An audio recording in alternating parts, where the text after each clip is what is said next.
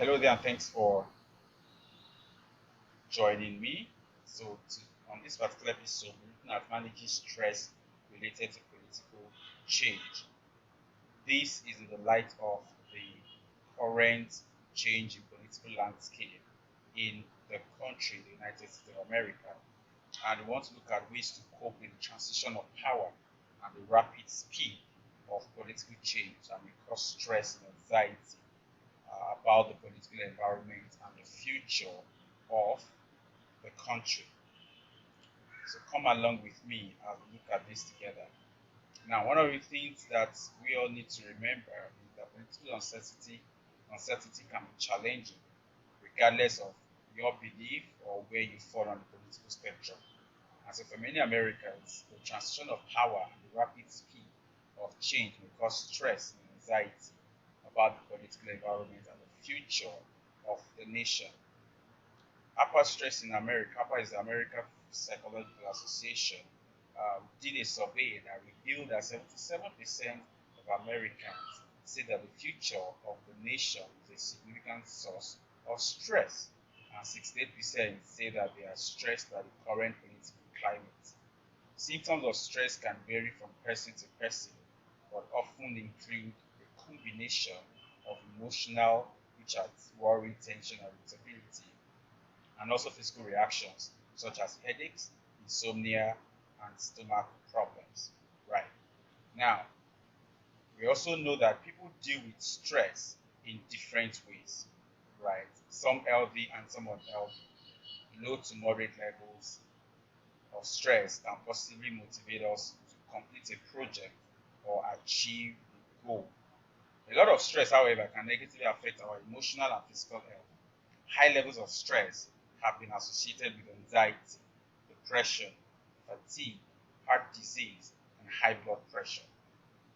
So it becomes very important for us to actually look at steps in which we can manage stress in times of political change, even as this is where we are in the country.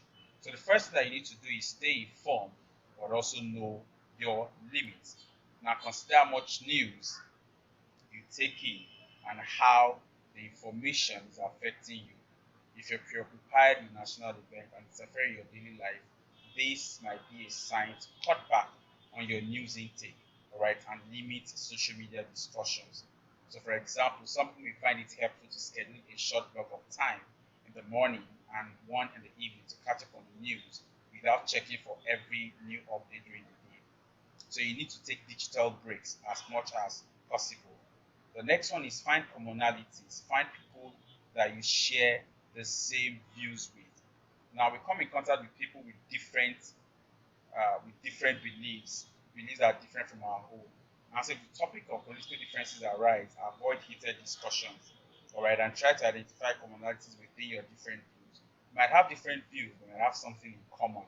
And so sometimes different views can come from a similar underlying principle. So be open to hear the other person's story and maybe even validate how they are feeling. All right. And then when we frame our thinking this way, it's easier for us to tolerate or understand people from with different views rather, and even perhaps work together towards a common goal. The next point is find meaningful ways of getting involved in the community. Identify issues that are important to you and research organizations that work on those issues. And so you can contact them and see how you can join their effort. You could also consider joining local politics, attending council meetings, city council meetings, and a host of other things. Next is seek solace.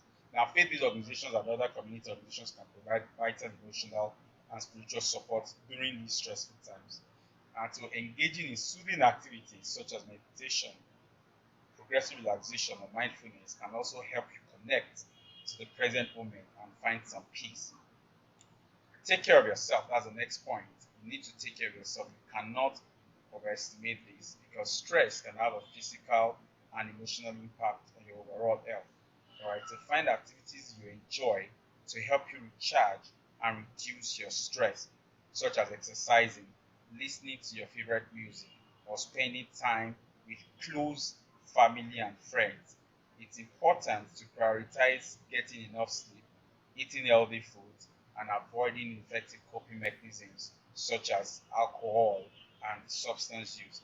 And I'm going to conclude here by saying if stress starts interfering with your daily routine for an extended period of time, or you're unable to manage stress on your own, it might be time for you to see a psychologist or a licensed mental health professional, because they are trained to understand the connection between the mind and body and can help you identify problem areas and develop an action plan for changing them.